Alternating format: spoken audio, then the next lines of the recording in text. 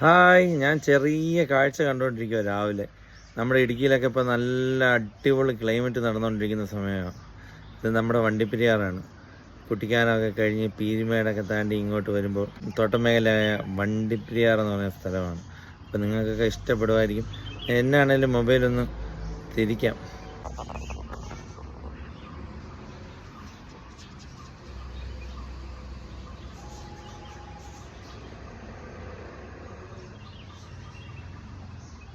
അപ്പോൾ ഇഷ്ടമായെന്ന് വിചാരിക്കുന്നു. പക്ക പറയണം കേട്ടോ ഇഷ്ടമായെങ്കിൽ.